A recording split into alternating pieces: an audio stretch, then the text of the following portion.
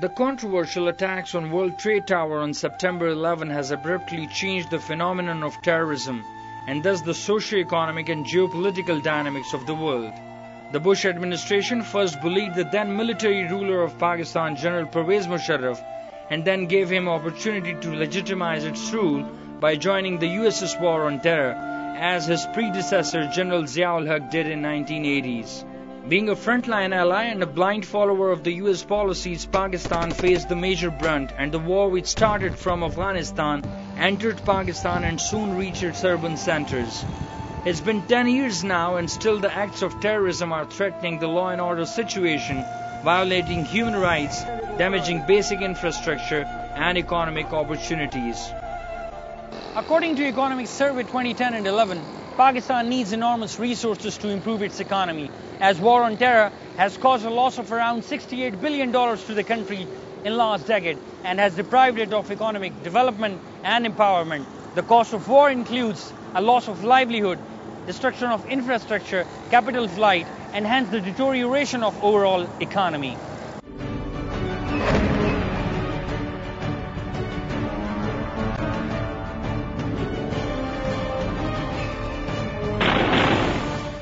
Initially, it was assumed by Musharraf's policymaker that the war in Afghanistan that began on October 7, 2001 will end by December 2001.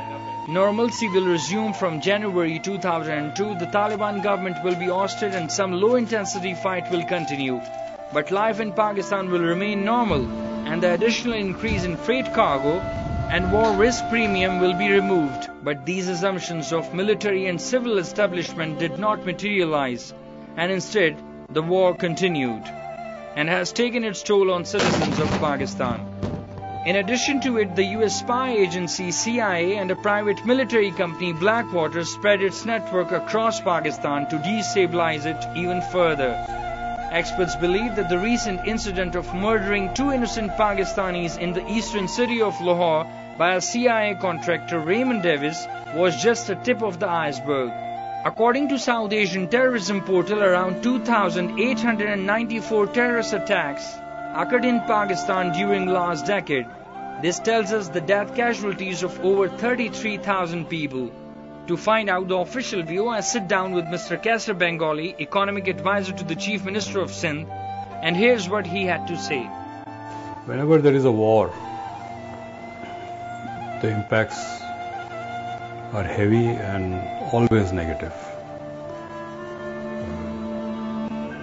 First of all, there are many innocent people who have died. They have died because of terrorist actions, but they also die because they come in crossfire when the security forces retaliate. There are innocent people that have died from drone attacks by the United States. There is destruction of property wherever a firefight takes place. And when two sides are battling each other, they don't see what kind of property damage is taking place, and that property usually belongs to the people. In our country, there isn't much of a tradition of insuring your property. So those who lose their property because of the war, they have no other means of actually recovering their losses. Agriculture, the main source of revenue in most of the terrorism-affected areas, including Fata and Khyber Pakhtunkhwa, was severely hit due to the hostilities, artillery shelling, blowing of bridges in bomb blasts, blockade of roads, attacks and curfews. According to official estimates, the loss to agriculture alone was over 35 billion rupees. The local media, citing Swat-based agricultural officials, has reported that 55 to 70% of the total fruit produced has gone waste. Tourism also fell prey to this war in the regions that are heavily dependent on it. Gilgit-Baltistan and Khyber Pakhtunkhwa are important destinations for tourists in Pakistan. According to government's own estimates, the hotel industry in Swat Valley has suffered a loss of 60 billion rupees from 2007 to 2009. There are business losses. Swat, for example, earned a large part of its economy was based on tourism. There were a whole lot of hotels there. For the last 2 years, or more hotels have done no business. Those who were employed in the hotels have been laid off, they lost their jobs. So, of course, the impact of a war is physical, economic, and social. As you realize, the terrorists attack schools. So, children, especially girls, women, they are deprived of education. According to the Ministry of Finance, Pakistan's participation in this war has led to massive unemployment in the affected regions, which has ultimately increased rural poverty too. That reached 37.5% from 23.9% in 2007 and 8. In addition, internally displaced persons also require humanitarian assistance, especially shelter, food, water and sanitation, and the delivery of basic social services including health and education. Mr. Bengali also criticizes the policies of 1980s imposed by military general Ziaul Haq, who joined CIA-sponsored Afghan war against USSR and radicalized its own population. Bengali believes that those policies are now backfiring. That was a mistake Pakistan did. These are the economic implications. The policy in the 1980s under a military dictator, General Ziaul Haq, that started the whole process of destruction of national institutions, national economy. We are flushed not only with the war on terror, but terror in Pakistan, terror in Karachi has been there since the 1980s. With rapid increase in terrorist attacks and death casualties, the expenditure on security has also increased. During the last decade, a jump of around 4.5 times was observed in security expenditures. It left multi-dimensional effects on the country's economy. It raises the tax, cut in subsidies and cut in development projects. The peak of this war has been facilitated by the highest rate of subsidy in 2007 and 8, with 52% of indirect taxes, and this remains the ideal year. Policymakers then started cutting subsidy to finance the war on terror. But when the subsidy cut and taxes couldn't fulfill the government needs, it started printing more money out of thin air, which took a heavy toll on the larger portion of the population. As a huge loss in purchasing power pushed down the already marginalized segment of Pakistani society even further. In recent years, two governors of Pakistan's central bank and a finance minister have tendered their resignation due to differences over policies with the federal government. The last governor says that he took the decision to avoid a deadlock with the government in economic decision-making, indicating the level of influence exerted by the federal government to pursue its own instead of national agenda. This man, the former governor of the State Bank of Pakistan, has this to say about the deficit financing the central government is doing due to the war on terror. Our outlays on defense and internal security, like the Coast Guards, Rangers, Frontier Constabulary, Frontier Corps, have expanded quite substantially. So in order to finance this deficit, which is the gap between the receipts and the expenditure, the government had no other option but to go out and borrow from the state bank. And when you borrow from the state bank, that means that you are increasing the money supply. And because the money supply is increasing, that leads to inflation. So for the last several years, the country has been suffering from inflation, both of the commodity cycle, but also because of the deficit financing of the federal government's budget by the central bank. While the former head of Karachi Chamber of Commerce and Industry, Mr. Anjum Nisar, is of the view that the enormous money creation killed our competitiveness in global market. In the last 6 months, what we have seen, government has been borrowing continuously around 2 billion rupees per day. 2 billion rupees is a huge amount of money, getting notes from the central bank, which means central bank is printing money and government is getting free money at the cost, which as a result is hitting the average consumer, average people of Pakistan. The soft image is like a cashable commodity, as it is an important source for attracting foreign direct investment, which saw a sharp decline in ending years of the last decade. A major concern for Pakistan is the perception in financial market that as a country it is failing to deal effectively with terrorism.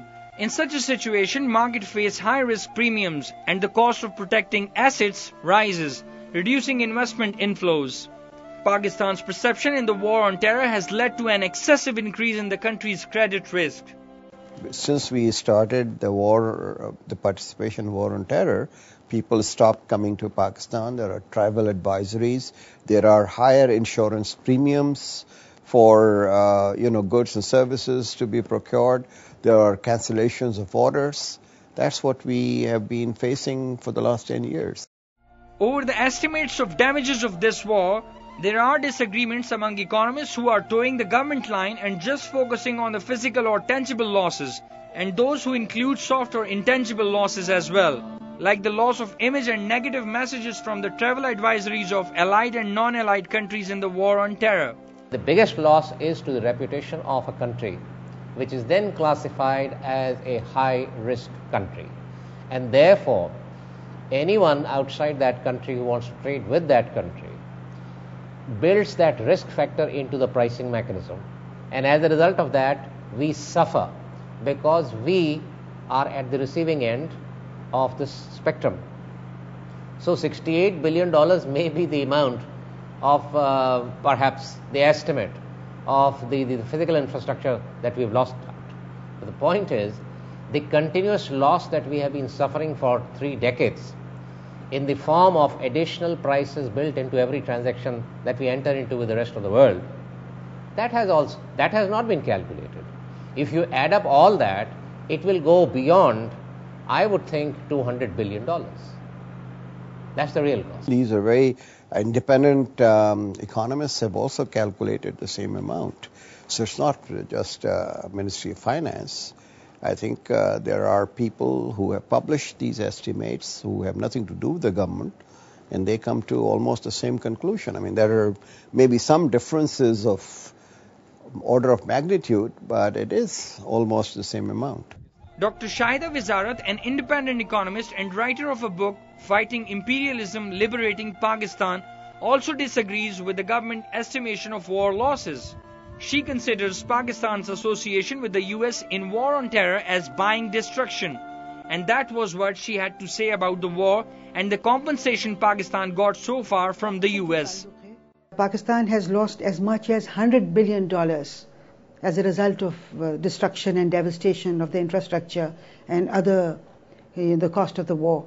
So Pakistan has been, I think it has been the worst sufferer because of the war against terror. This is what I would call buy destruction, that you get into a war because somebody is going to pay you some money, and you allow a situation to develop where your people will get killed in return for money. So, I mean, I'd like to make that point. The other thing is that obviously looking at the package itself, obviously it's peanuts. While Mr. Kassar Bengali says that the worst sufferer of the war on terror were not compensated at all from the US assistance. The compensation that we get for the war on terror is certainly not a way to run the economy, that we first destroy the economy and then ask somebody else to compensate us for it. That infrastructure will not be built from that money. That payment is made to the military. If somebody's shop has been destroyed, somebody's hotel has been destroyed, somebody's house has been destroyed, the money that we receive from the United States does not compensate these individuals who have suffered. The money goes into the national treasury, it goes into the defense budget, but the people who actually suffer certainly do not benefit even by 1 rupee or from this compensatory payments. Government and their supporters from liberal pockets of Pakistani society have always taken the ownership of this war. But now, after 10 years, there are differences among them. There is a widespread argument that this war has nothing to do with Pakistan. It is someone else's war that Pakistan is fighting. We are being bombarded every day. Our people are being killed. 35,000 Pakistanis have lost their lives. So how can we say that this is not our war?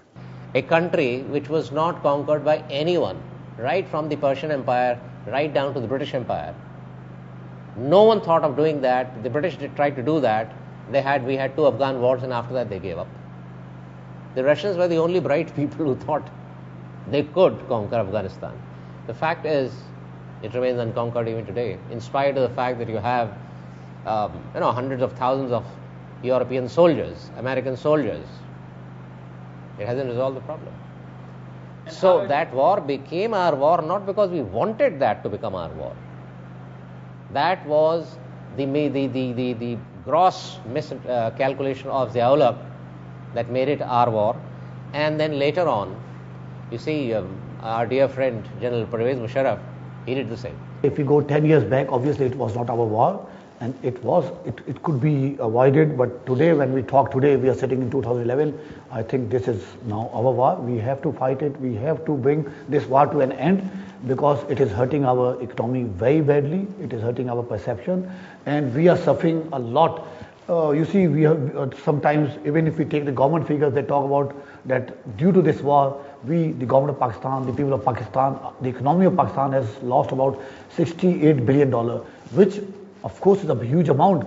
But what we feel as a former president of the business community as well, I think we have lost over $100 billion, maybe much more. There is another school of thought who believe that this war has nothing to do with Pakistan, and Pakistani government is using people resources on it. In order to know more about this argument, we came here to meet Amir of Jamaat-e-Islami Karachi, one of the main religious parties in Pakistan. This is not at all Pakistan war. It's the war of America for the dominance of the whole world, and especially on the Muslim world. Actually, the war against terror was planned by President Bush because of his ambitions to fight against the Muslims, and especially in Afghanistan, in Iran, and Pakistan. The youth of Pakistan in the urban centers couldn't escape from the impacts of this war, which a military ruler, Pervez Musharraf, imposed on them, and they have faced the brunt in terms of loss of opportunities and disappointing international news. There is no friendship. US is our enemy. CIA has killed our people in our cities. And our government and military both are bowing to the US and fighting their war, a war which has ruined our lives here in urban centers, where today unemployment and poverty will welcome you. It's all because of our selfish rulers who don't care what is happening in the country. It's been 16 months that I am unemployed, and government is busy in someone else's war. Investors are not ready to invest in Pakistan. Even the Pakistanis are feel reluctant to actually invest in their own country, and they're actually investing abroad. So considering all that, and the whole picture is very much obscure and gloomy. Now this is the war of terror. Everyone is telling us what to do. It's not our choice anymore. It's not our country anymore. It's how people are telling us how to run our country, which is very disheartening. The manufacturing sector has been hard hit by political instability and frequent incidents of terrorism, and has created an uncertain environment resulting into low level of economic growth. The manufacturing sector is witnessing the lowest ever share of 18.2% in the GDP over the last 5 years. In addition, the small and medium-sized enterprises are a key area of manufacturing activity in Pakistan, particularly in the war-affected areas. Power looms, precious and semi-precious stone mining, wood and marble work, and small units of consumer items are affected across the country because of power shortages and frequent terrorist attacks. And how the war on terror and Pakistan's role as a frontline ally with the United States took its toll on one of the most important industrial sector, the textile sector of Pakistan. We came here in one of the textile unit in the port city of Karachi to find out why. Mr. Masood Naqi is the textile exporter, and he also, like others, is very disappointed due to the war-driven, unfriendly business scenario. Our economy is based on textile, number one. Number two, it is textile based but export oriented. The local consumption of textile goods is hardly 10 to 15%. So our textile, we start with the cotton, we grow cotton, then we gin it, we spin it, and then we make fabric, and then make apparel. And the apparel industry is mostly labor intensive industry. You sew one garment, you need many people. So it is a chain of the people who makes garments, apparel, and even home textile for the international market. So, war on terror, obviously, wherever you have war, people avoid to go. So, this happened with us as well. We have approximately $14 billion export of textiles these days. It could have been 40 billion. It's 1-4 now. It could have been 40. So this is the impact. We have less jobs here in textile. People are, they're not working in the industry. Export orders are getting lesser and lesser. You see that the units, the small and medium-sized units, are closed now during these 4-5 years. Another victim of this war was the country's bourses. One of the most important aspects of trading in financial markets is to understand underlying risks. At times, event risk can be one of the most powerful drivers of financial market, both in the near term and in the long term, depending on the scope of impact and specific details of the news event. The Karachi Stock Exchange is one such market that is significantly impacted by the ongoing incidents of war on terror. The war on terror, which cost Pakistan's economy $68 billion so far. In order to find how it impacted Karachi Stock Exchange volume, we came here in the country's largest bourse. If you take a look at our assembly, 60%, if not more, of the constituents of the assembly are from rural areas. So they have very little interest in industry or the urban areas. Now what happened was that when the commodity prices shot up in the last 2-3 years, the rural economy got a lot of liquidity. We did a calculation whereby just 4 major crops, cotton, sugar, wheat, sugarcane, and rice, they had a value of 530 billion rupees in 2007. In 2010, they had a value of 1.3 trillion rupees because the prices had gone up, not production, prices. Now, this money basically got transferred from the urban economy into the rural economy. Now, the problem for the stock exchange is that urban savers have an understanding of stock market investing. Rural savers don't. So, when this liquidity shifted out from the urban area into the rural area, to that extent, urban savings were not available to support the stock market liquidity. And that was one of the key reasons we saw liquidity fall down, the volumes fall down. On top of it came the capital gains tax. And that really collapsed the market volumes.